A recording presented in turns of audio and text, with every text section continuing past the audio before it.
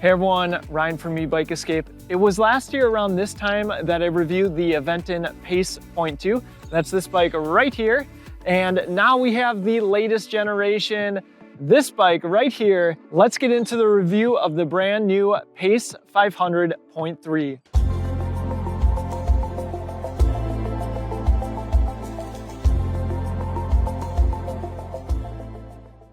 Before we get started with the review, if you are looking to purchase any Aventon electric bike, we would really appreciate it if you use our affiliate link down in the description below. It's a free and easy way to help support the channel, makes videos like this one possible. And if you decide not to buy online, say you buy from a local Aventon dealer, send me an email and let me know. I'll throw my email down in the description below. We'll also have some resources, our electric bike accessories list, top e-bike brands page, and of course our electric bike discounts code page where we track all the deals on the electric bike brands that we follow. With that, let's get into the review. We'll start with a walk around, then I'll get into some first-person riding footage, talk about how this bike feels, and finally some third-person riding footage where I'll give you my concluding thoughts on this electric bike. As I said, I have the previous generation Pace 500 here, just so we can compare them side by side, though there aren't a ton of differences, but there's one difference that actually makes these bikes feel quite a bit different. With the last generation Pace 500.2, they added these really sleek looking integrated lights. Now the new model still has integrated lights, though they are located lower, and there's turn signals as well. I imagine that these are going to be a little bit more visible, especially if you add the rear rack and panniers, because they might not cover it up as much as the ones located higher. And I do think the old ones look a bit sleeker, but having the turn signals is a nice bonus, and still it's a pretty clean look in my opinion. Now the second biggest change between these two electric bikes, it's something that Aventon has been doing to all of their models as of late as they keep refreshing them. You can check out our other Aventon reviews if you're curious, but that is adding a torque sensor instead of a cadence sensor. It's a different riding experience, so be sure to check out the first-person riding footage where I talk a little bit more about the differences and how it feels when you're riding. But those are basically the two major changes that they made. Now let's talk about the 500.3. Let's talk about price. This bike is priced at $16.99. It's offered in a step over, camouflage, and midnight black colorways, and a step through, as you see it here, in blue steel. That's the color that I have here, and ghost white. And what I really like about Aventon electric bikes, at least most of the models, is they're offered in two different sizes, regular and large. This is the large size. I'm a 6 foot tall rider. In the third person riding footage, you can see how I fit on this electric bike. And just to note, the seat post is in its highest position. My recommendation is always to go with the step through. It's just far more accessible, and a bike that is easier to hop on is likely one that you're going to ride more. Gone are the days of step through bikes, at least in my opinion, being talked about as girls' bikes. Lots of men ride step-through bikes. You should get the bike that fits you the best. These bikes have a 300-pound payload capacity. Something I thought that was very important to talk about, given the price of this bike, is briefly comparing it to the Level. We reviewed that at the end of last year, and it's priced at just $100 more. So you might be asking yourself, should I get the Pace 500.3 or opt for the Level? I'm going to go through some of the key differences. On the Level, you're getting a suspension fork instead of a rigid front fork. You're getting a larger 14 amp hour battery. You also get included fenders and a rear rack, and also up front is a through axle instead of the bolt-on one. And the motor power, while advertised as a 750 watt peak motor, performs pretty similarly. You can actually compare them side by side when we get to the first person riding footage and watch both videos. Some things that the Pace 500 have, I already talked about the turn signals. The Level does not have those yet. I imagine they will add them in a future generation on the Level Point 3. We also have, in my opinion, nice swept-back handlebars on the Pace, as well as an adjustable stem. It's more of an upright riding position compared to the slightly more aggressive riding position on the Level, though of course you could add these components to your Level if you decide to go that route. And something I thought would be a little bit more pronounced, weight. The weight on the Pace 500.3 is 52 pounds, but the level 2 only weighs 2 pounds more at 54 pounds. If you wanted to outfit the Pace 500.3 with some of those accessories that come on the level, you can get an optional rear rack for $67.99 and a really cool front rack for $54.99, as well as fenders. That'll cost you $62.99. Okay, with that out of the way, let me know which one you would purchase in the comment section below. I'm actually curious, and of course I'll link the level in the description below in case you want to look at all of the specs and compare them side by side yourself. The Pace 500.3 comes with really nice Tektro hydraulic disc brakes. They perform extremely well, and these are some of the best brakes that I've personally tested out on some of the, what I'll still call, sub $2,000 price point electric bikes. And of course, Tektro is a name brand as well. You get 180 millimeter rotors front and rear. Those are also Tektro branded. I already talked about the bolt-on front axle. Now, just a note, if you happen to get a flat, it's going to be a little bit more difficult to change this on the road because you will need to bring a wrench. But speaking of flat tires, let's get into the sponsor of today's video. This video is sponsored by Tannus. We're really excited to have Tannus as our first sponsor here at E-Bike Escape. Getting flats on an e-bike can be especially difficult to fix, so why not help prevent them in the first place? Tannus Armor inserts are inserts that go inside your tire, providing 15 millimeters of protection at the base and 2 millimeters of protection on the sidewalls. Tannus makes purchasing the liners super simple. Simply go to their website, type in your tire size, it spits out the liners you need. Don't forget the tubes. Then you can either install them at home by yourself or take them to your local trusted bike shop. While we do know there are many e-bike manufacturers that offer Tannus tire liners on their website, if you go directly to Tannus's website, we have negotiated a discount code for E-Bike Escape viewers. Discount code can be found in the description below. Thanks to Tannus for sponsoring this video. For tires, we have 27.5 by 2.1 inch wide tires. One small difference is that the previous generation had these Kenda tires and they were 2.2 inch wide tires. So very similar, though these are unbranded tires. They do have a reflective sidewall. Given the tread, these are for sure set up for street riding. As I mentioned, no front suspension. I talked about that front rack. That's going to mount right here. That's something new on the 0.3 compared to the 0.2. And of course, there's mounting holes for those fenders. Moving up, we have the Aventon badge on the head tube, and Aventon always does a really nice job with their cable wrap. You can see it goes all the way down into the frame. Very clean right from the factory. Moving up to the handlebars, we have Aventon's pretty bright integrated front light mounted to the stem plate. I find that this light is above average compared to some of the other lights I see on electric bikes. And of course, we have the really nice adjustable stem that just allows you to customize the ride feel on this. You can raise the handlebars up and you can turn them.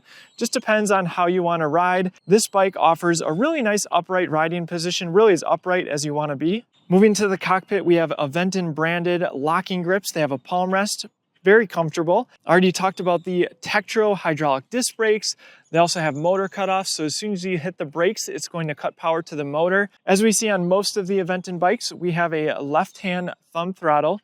Moving to the other side, we have the shifter. This is a Shimano trigger shifter, and this is a step up from the very basic thumb shifters that we see on many electric bikes. This is a component that I personally prefer, and we have 8 speeds instead of the usual 7. Let's talk about the controls and the Aventon display that we now see on all of their electric bikes. The controls are a little bit different on this bike because, of course, we have turn signals. So we have a left and right arrow, and when you hit that, it actually indicates on the screen whether you're hitting the left or right one. And there is a timeout, so they turn off after a certain amount of time, about 10 seconds. Now what's nice is even with the lights turned off, when you hit the brakes, the lights still go on. And then of course you have the turn signal. And then when you turn the lights on, the rear lights are going to turn on. And they're actually pretty visible in daylight, better than some of the other integrated lights. But then when you hit the brakes, they do go slightly brighter.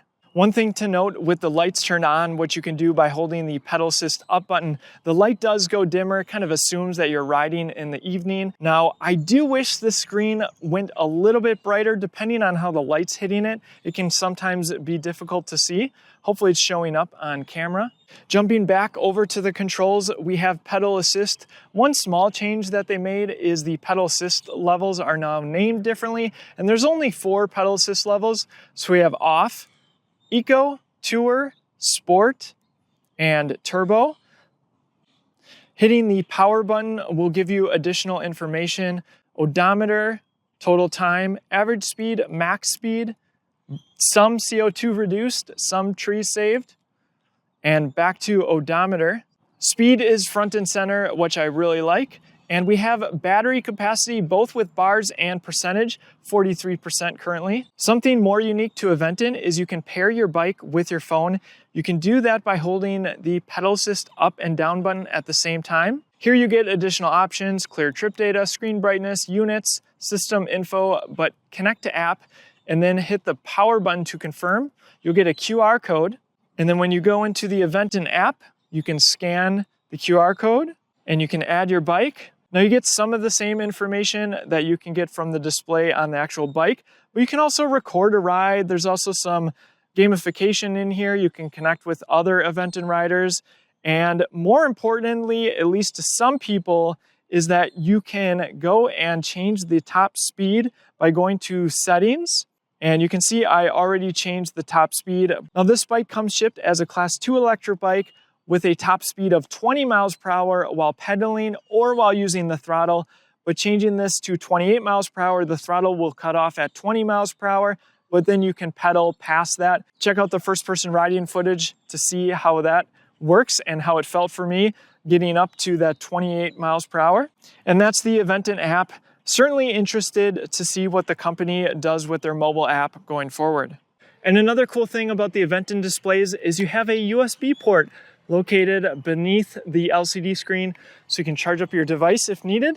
I wanted to briefly talk about the accessory kit that you get from Aventon when you purchase a 500.3. Another thing that they're doing with their newer models is they are including sustainable packaging. So instead of plastic and foam and using lots of zip ties, they're actually using cardboard and twine, which I certainly appreciate. Getting lots of electric bikes, it's a little bit painful to throw all that packaging away, one-time use plastics. Let's look at this accessory kit. Just a note, I did take out a few things here, but here is the Aventon multi-tool, a nicer one than I most often see on electric bikes. So that's handy to have and bring with you while you're riding. And then you get a nice pedal wrench, which certainly comes in handy as well. You get some stickers if you happen to have kids, or maybe just want to put some stickers on some water bottles. And then of course you get the user manual, some reflectors, and they give you grease for the pedals, spare parts, including a derailleur hanger, which is awesome. And then another thing that's a little bit more unique to Aventon is that they are using a 3-amp charger instead of the 2-amp chargers that we see most often. And if you are buying multiple Aventon electric bikes, this is compatible with the Level, Cinch, and Pace 500. So you can tell Aventon took a little bit more care and feels like a little bit more of a premium box opening experience, in my opinion. All right, let's get into the battery. Now, just to note, there is a button on the top here that gives you an idea of battery capacity. It's going to be blue when it's full, green when it's in the middle range, and then eventually it will turn red, though you're probably just going to turn on your LCD screen to get an idea of how much capacity there is. One thing I do like is that the battery is located on the top of the top tube, because then the battery is much more easily removed compared to the ones that drop down. But another thing that you sometimes don't get then is bottle cage bosses, and that's something that we don't have on the Aventon Pace 500.3. Maybe in the next generation they can see how they can get that to work. Let's go ahead and remove the battery. You do not need the keys in here for the battery to operate. I put them in here so we can remove the battery. I do like that they used neon colored keys so you can maybe find them easier around the house. Now this is a 48 volt 12.8 amp hour battery, and there's what it looks like with the battery removed. Now this battery is super easy to put back. Simply put in the bottom first and snap it into place. Of course, the battery can be charged both on and off the bike. There is a rubber cover that helps keep any debris out of there. Let's talk briefly about the branding. Aventon branding on the down tube, Pace 500 on the rear stays. Already talked about how I had this seat post in its highest position with the minimum insertion point, something to be aware of. You don't want to put the seat post any higher than the minimum insertion point. And we have an Aventon branded saddle, which in my opinion feels pretty good. If you find that this isn't comfortable, be sure to check out our electric bike accessories list where we have our top recommendations, the ones that I see most people purchase. Moving on to the pedals, we have metal pedals.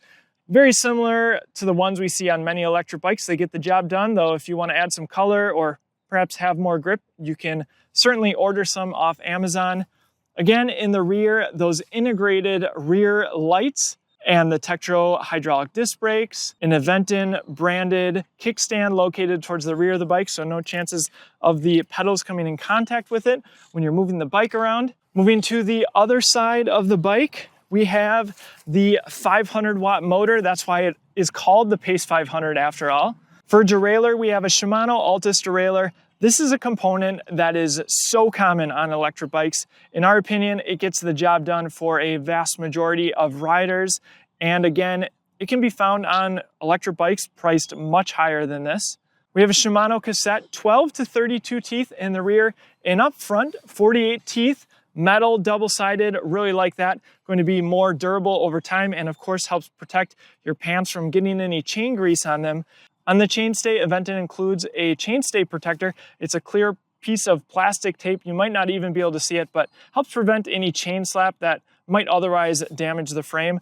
The motor cable comes in on the right side, right here. And with all those cables being integrated into the frame, they come through the bottom of the frame right down here. And that wraps up the walk around of the Pace 500.3. Let's get into some first-person riding footage and see what this bike can do. All right, first-person riding footage on the Aventon Pace 0.3. I have the speedometer app by Cool Nix for GPS speed to compare that to the Aventon display. Also, you're unlikely to see the Aventon display. Now, this bike comes shipped as a Class 2 electric bike, which means a top speed of 20 miles per hour with the throttle or while pedaling. I did go into the advanced settings and changed it to 28 miles per hour. So the throttle should kick off at 20 miles per hour, and then I should be able to pedal beyond that, being a Class 3 electric bike. And just a reminder, this is a torque sensor electric bike compared to a cadence sensor. I really view cadence sensors as more of an on-off switch.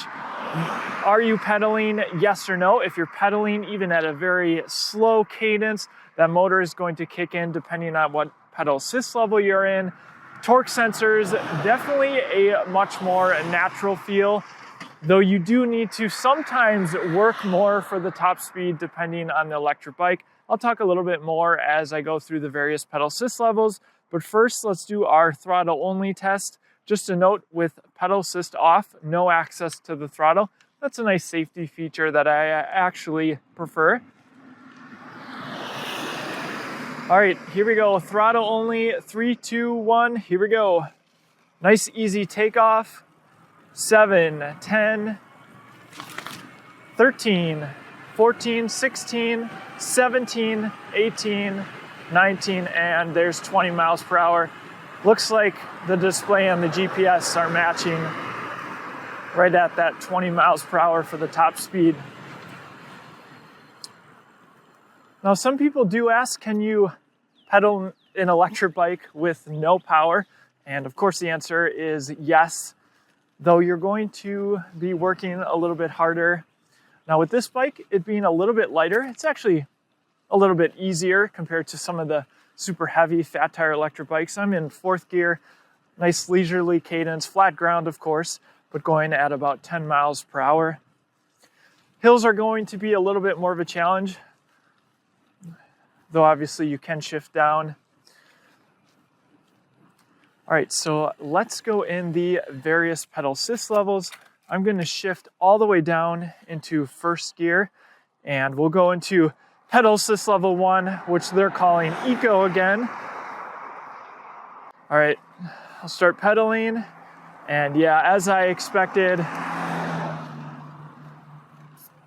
with this bike, you actually almost feel like you're not riding an electric bike at all because the motor engagement is just so smooth. Now I would probably shift up here into second, third gear, maybe even fourth gear. Now this is a very leisurely cadence, not putting in a lot of effort, but being that this is a torque sensor, if I start pedaling a little bit harder, you're gonna see the speed go up to 14, 15 miles an hour, and I would probably shift up to fifth gear. And already getting up to 17 miles an hour in Eco. And I still wasn't putting in a ton of effort. I mean, some effort, but not overly exerting myself. Let's go ahead and go into Tour. That's going to be the second pedal assist level. We'll stay in this fifth gear. Again, nice and easy, just spinning the pedals. Basically a cadence that I could do for a long, long period of time. Going about 11 miles an hour and just putting in a little bit more effort. And again, nice and smooth. 16. Getting back up to that 17 miles an hour. And I'd probably shift up so I could more easily put in more effort. There's 18 miles an hour, 19, and there's 20 miles per hour already.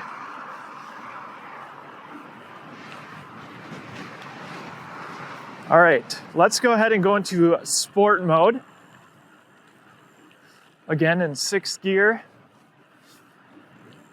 Just spin the pedals nice and easy.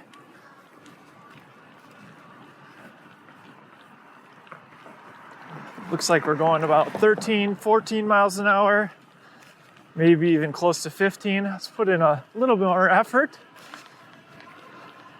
There's 15, 16, 17, 18, 19 miles an hour. And I'd maybe even shift up to seventh gear. I do like that you have 8 speeds on this electric bike. I imagine I might need that on the highest pedal assist level. And again, there's about 20 miles per hour. Again, that's in sport mode. Now, before I go into turbo, let's just see if I put in a decent amount of effort, more effort, I'll say, in sport mode, and just see what I get up to over 20 miles per hour. There's 23 miles an hour.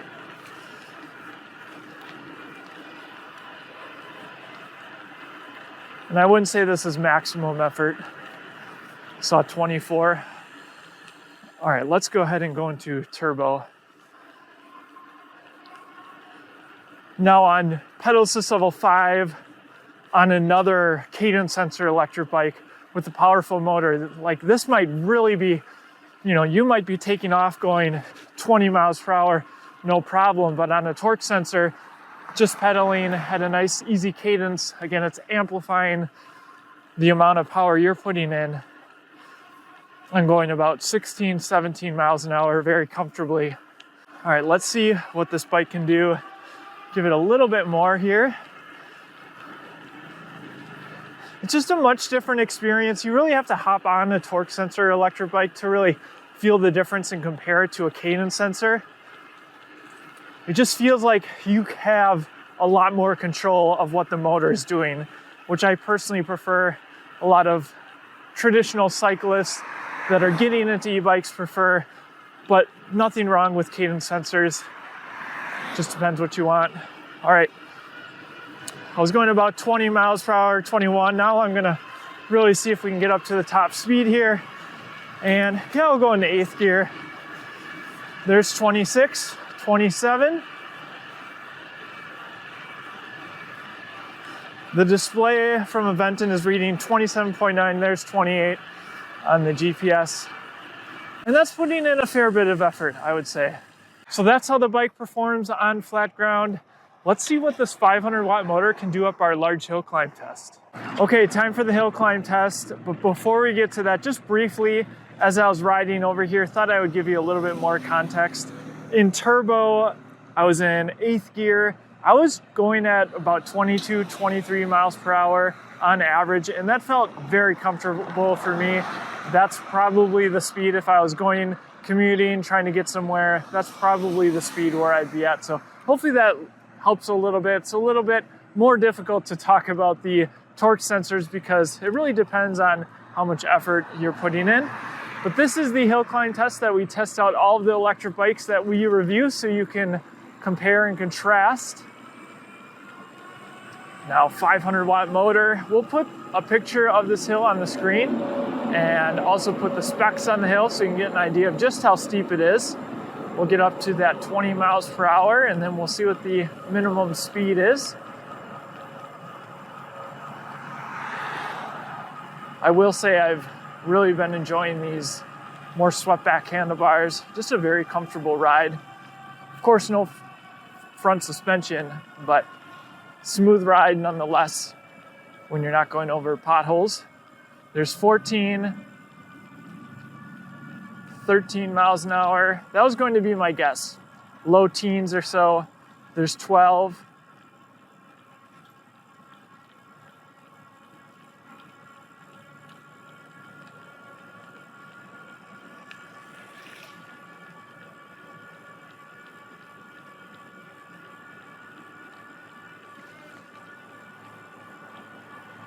So the bike is capable of going up this hill on throttle alone, just not as fast as some of those, 750 watt motors that are peaking much higher than that.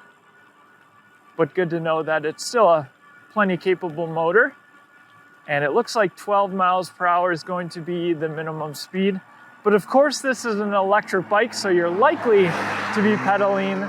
So I'm going to go back down the hill and then I will talk through pedaling up this large hill. All right, hill climb test while pedaling. I'm going to just shift down here.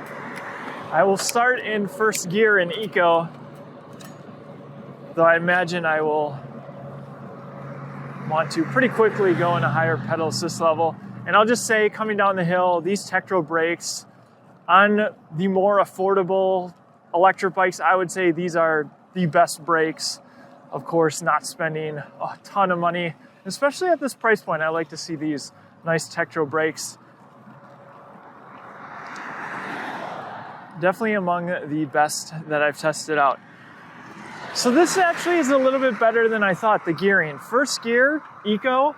I'm certainly putting in some effort, but I could probably go up this hill at 7 miles an hour the entire way. I kind of feel the motor just giving me a little bit of a boost.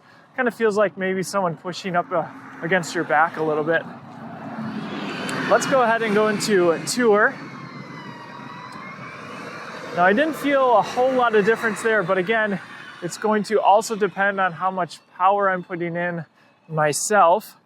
Still going about 7 miles an hour. Again, first gear.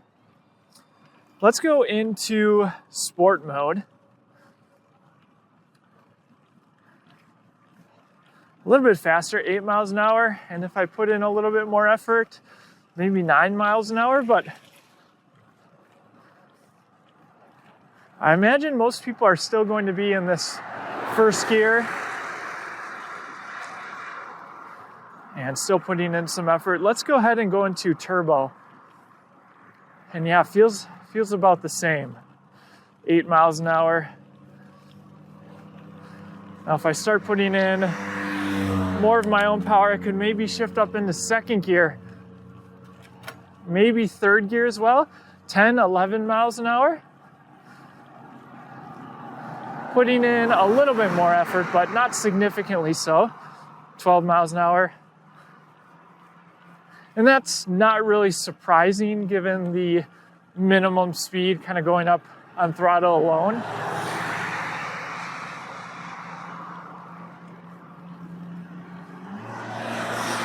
So if you really want to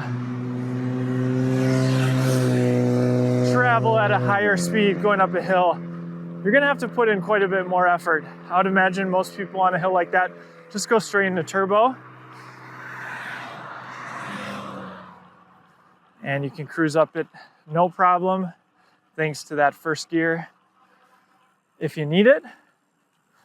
All right, with that, let's get into some third-person riding footage, and I'll give you my concluding thoughts on the Aventon Pace 500.3. Aventon adding torque sensors to each model as they roll out has really put them in an interesting competitive space, or perhaps more accurately, in their own little bubble. You have massive amounts of e-bikes still sporting Cadence sensors at sub $2,000, and then you have Aventon and a handful of other individual e-bikes competing in another. The addition of torque sensors directly affects the riding experience, and while it may not be the only deciding factor when choosing an e-bike, it's definitely a game changer for those who prioritize a smooth and responsive ride. And this needs to be entered into the equation when looking at the Pace 500.3 and comparing it to other e-bikes. Torque sensors add additional cost, and that's just a fact. Now I want to be clear, neither is better than the other. It really comes down to personal preference. With that context out of the way, let's talk about the highlights of the Pace 500.3. Aventon stuck with the same higher quality components throughout the new Pace. The solid performing Tektro hydraulic disc brakes, Shimano trigger shifter, and of course the integrated taillights, now with blinkers. Swept-back handlebars and the adjustable stem add to the comfort of this bike. The 500-watt motor is neither overpowered or underpowered. It's a middle ground, but it's still capable of Class 3 speeds up to 28 miles per hour and a top speed of 20 miles per hour with the throttle alone. The motor engages smoothly whether you're using the throttle or pedal assist. The 12.8 amp-hour battery is slightly below average, though Aventon claims a throttle-only range of up to 30 miles and up to 60 miles on the lowest pedal assist level with a 160-pound rider on flat terrain. Having two size options in both the step-through and high step is a nice selling point, and smooth welds finish off what is truly a polished-looking e-bike. I know I'll hear from some in the comment section that they would have liked to see a front suspension fork, and I don't disagree, especially with the pothole-laden streets here in Wisconsin. Though as I pointed out earlier, that's really where the Aventon level comes into play, and for just $100 more, at least at time of recording, it adds a rear rack and fenders as well. But if you live in an area where winter doesn't take its toll on the roads and plan for nicely paved road and path riding, then the Pace 500.3 is a great choice. And if you do plan to encounter even small bumps, a suspension Seatpost can go a long way in adding increased comfort. We'll link our favorite in the description below. If we've helped you decide that the Aventon Pace 500.3 or any other Aventon e-bike is right for you, we'd appreciate it if you use our link down in the description below to help support the channel. Thank you so much for your support. Beyond the specs of the Pace 500.3, Aventon is a well-established e-bike brand with a solid reputation. Plus, there's a good chance you have an Aventon dealer near you for both sales and service. Let me know what you think of the Pace 500.3 in the comment section below. Thanks for watching, and remember, drive less, e-bike more.